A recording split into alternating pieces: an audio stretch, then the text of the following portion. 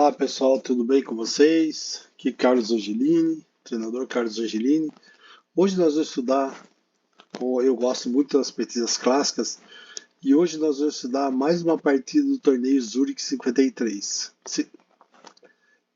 E é uma partida sensacional entre um dos maiores jogadores de todos os tempos, Paul Keres, que é o rei sem coroa. Paul Keres, o homem que ganhou, foi 3 vezes campeão russo. É da União Soviética, né? Que ele é estoniano. Ele foi prejudicado muito pela Segunda Guerra Mundial, que a Estônia foi invadida pela Alemanha, e era o auge dele. Ele tinha ganho a Avro em 1938, que era praticamente o torneio de candidatos, e ele perdeu tudo, jogando contra Tigran Petrosian, o terrível. Esse era terrível mesmo, um dos maiores defensores de todos os tempos. O homem defendia como ninguém, mas não defendeu muito bem contra o Paul Keres. Mas foi uma partida muito interessante. O Paul Keres, você vê, ele é tão forte, ele ficou em segundo lugar, ele foi vice-campeão junto com o Bronstein desse torneio, o Smith que foi o campeão. Tá, então vamos ver essa partida. Aí de curiosidade, o Tigran Petrosian foi campeão mundial. Ele ganhou do Vutivnik. E sabe qual a estratégia que ele usou? Ele é 18 anos mais novo que o Vutivnik. E ele tinha certeza que, como o Mundial ia estender muito a final de candidatos, ele tinha certeza que ele, se ele tivesse um preparo físico muito bom, ele ganharia do. O Vutivnik não ia aguentar. Olha, se aguentou ou não, não sei, mas ele conseguiu tirar o título do Vutivnik, que já durava 15 anos, se não me engano. Mas é impressionante, você viu? Esse daí foi literalmente o extra-tabuleiro, talvez, né? Lógico que ele estudou bastante, mas ele se preparou muito forte fisicamente. Vamos à partida.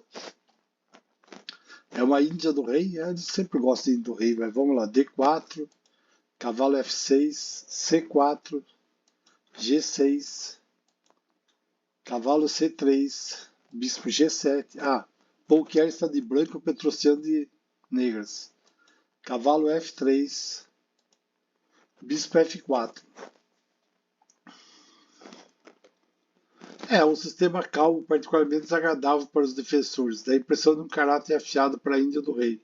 Ao contrário de Smith, o peão de C é encontrado aqui em C4 e não em C3 como o Smith jogava. Os teóricos consideram difícil para as pretas jogar E5 nessa variante, geralmente preferindo C5, seguido dos avanços de peões na aula da dama. Petrosian executa apenas a primeira parte de seu plano. Mais tarde, ambos os lados manobram por um longo tempo, tentando localizar os pontos fracos do oponente. Mas vamos lá. Cavalo de BD7. Aqui foi uma crítica, seria melhor o roque. Porque depois, já que E3 que ia jogar, permitiria C5, que era a intenção dele. E depois cavalo C6. Mas vamos lá, jogar H3, C5, que era o que ele queria.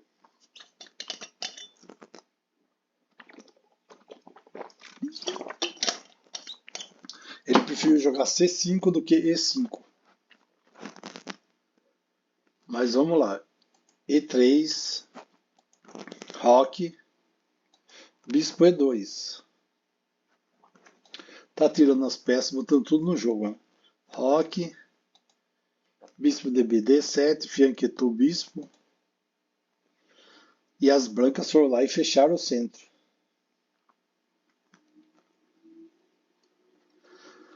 Essa posição é muito interessante, porque esse bispo fica muito forte nessa diagonal.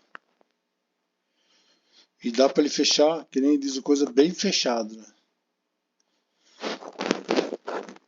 A6. Ó, A4. Cavalo E8. Dama D2. Cavalo E5. Cavalo E2, E6, torre de AD1,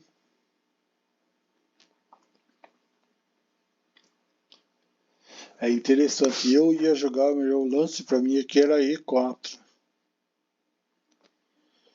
Fazia um triângulo muito forte no centro. Que mesmo que ele trocasse esse peão aqui, você de novo trancava o bispo do mesmo jeito. Mas vamos lá, vamos ver o que eles jogaram. Dama E7, Dama C2, Torre D8 e Dama B3, atacando o peãozinho aqui.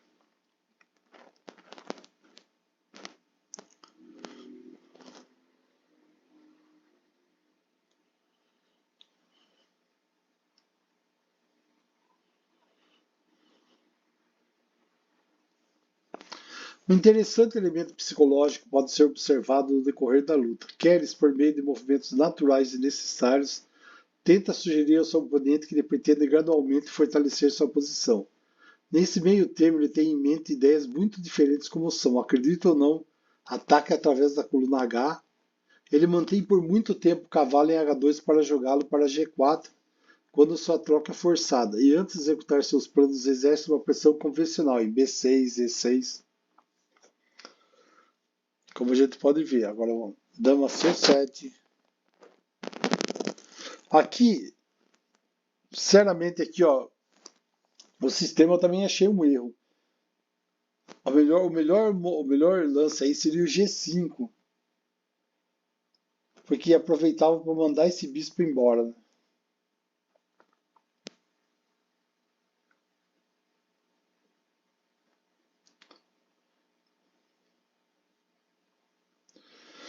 Era melhor ter jogado G5 que tirava o bispo daí. Não é legal ficar com esse bispo aí. Vamos lá. Dama D2, E por D5, cavalo por D5, bispo por D5, torre D5, cavalo F6, atacando a torre, torre D1, cavalo C6, bispo F3, torre de F8.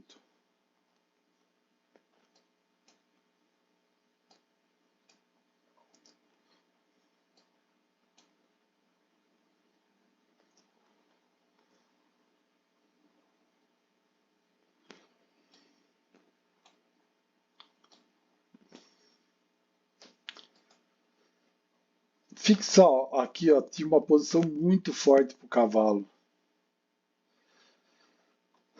Aqui uma posição aqui, ó, e não era muito fácil tirar esse cavalo daí, né? Esse cavalo ia ficar pentelhando aí. Mas não foi isso que jogou. Jogou cavalo G4. Que ele poderia ter feito isso, né, agora. Daí ia fazer H5, eu trocava os cavalos. Bispo por F6. Bispo por C6. Dama por C6. Torre D5.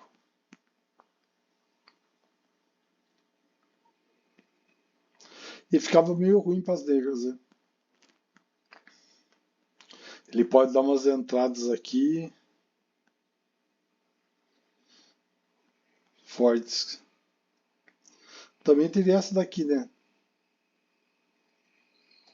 O NB, o bispo G5. E também essa e pega e troca de uma vez. Petrocelli essa última jogada, estimando que sua posição está relativamente sólida. Cavalo por G4, H por G4, cavalo B4, torre D2,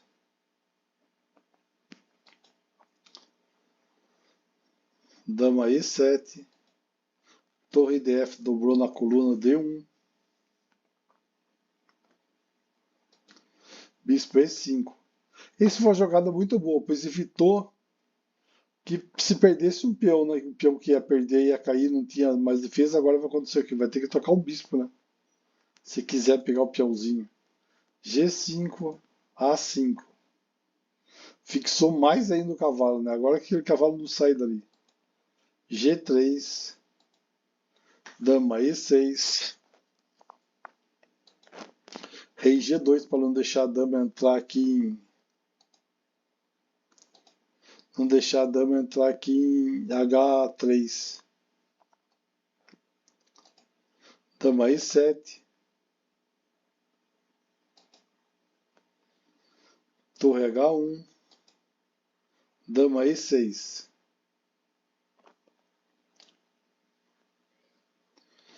O Petrociano tá meio sem plano, dá a impressão que ele tá esperando mesmo o Keres atacar para ver o que ele vai fazer.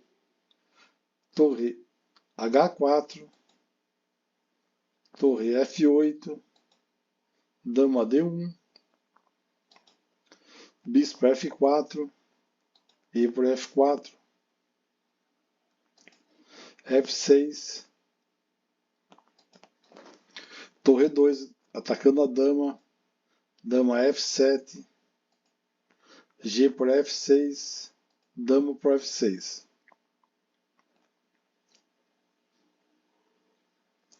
Na realidade, você vê que o preto está enfraquecendo a posição do seu rei para defender o peão da H7. Né?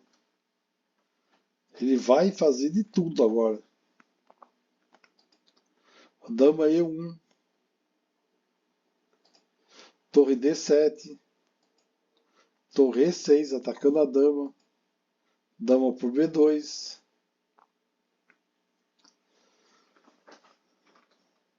torre E7,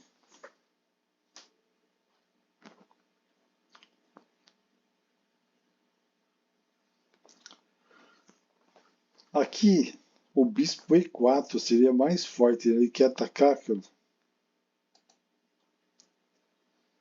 atacar o roque.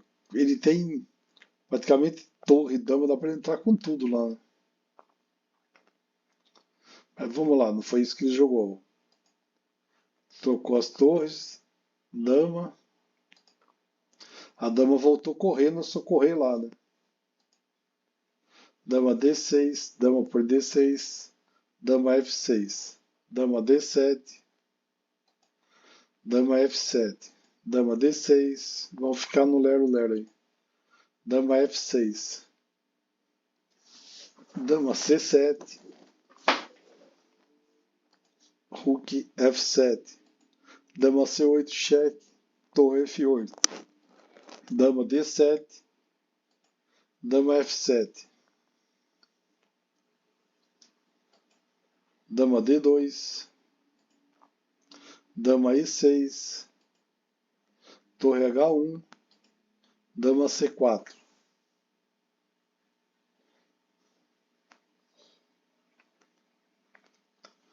As damas estavam até pior, cara. Essa jogada aí foi muito criticada por todos os grandes mestres. Falaram que literalmente é uma posição perdedora. E vamos lá. Dama D6, dama D4, dama E6 cheque, rei H8. Bolilavski era um dos jogadores muito fortes que estava nesse torneio. Ele estava sugerindo que em vez de jogar H8, jogasse rei F7. Mas muita gente achava ruim, porque porque o que acontece? Se a torre capturasse peão, ele não podia capturar de torre. Ele ia fazer o quê? Ele ia capturar a torre e pumba, cheque. Ia ficar cada vez mais apertado aí. Então não valia a pena.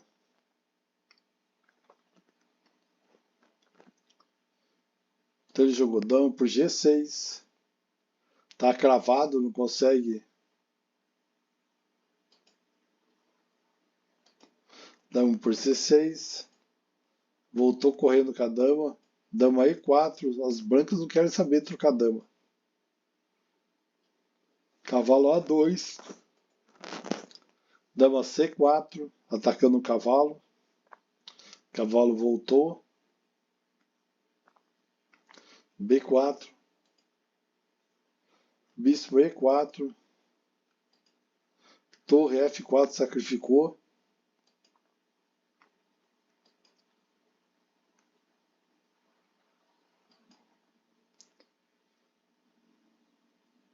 Desculpa, não sacrificou não, estava cravado. Torre E4, torre por torre. Rei E4. Dama D7. Rei E5.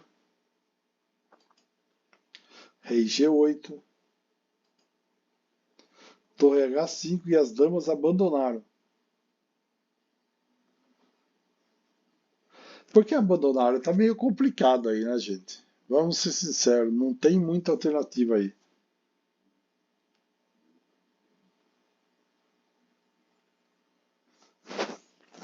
A dama e a torre assim não tem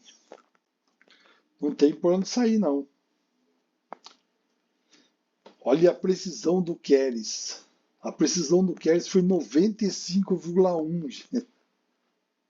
E a do Petrosian, 90. Olha o nível da partida. Eles praticamente não erraram. Teve erros muito pequenininhos. Não teve assim nada grave, assim. Muito grave. Tanto que os dois tiveram uma precisão bem alta. É que eu tô querendo mostrar assim que vocês entendam o nível que era esse torneio. Que era os maiores jogadores do mundo na época. Né? É impressionante o nível desses jogadores. Só tinha a fera lá. E o Smyslov que foi o campeão. Com 2 pontos na frente do Keres, do Broinstein. E tinha mais um que eu não lembro quem era. Tá bom? Valeu, pessoal. Muito obrigado. Curtam o vídeo, se vocês gostarem, é lógico. Se inscrevam no canal para ajudar o canal a crescer e divulgar o material para todos.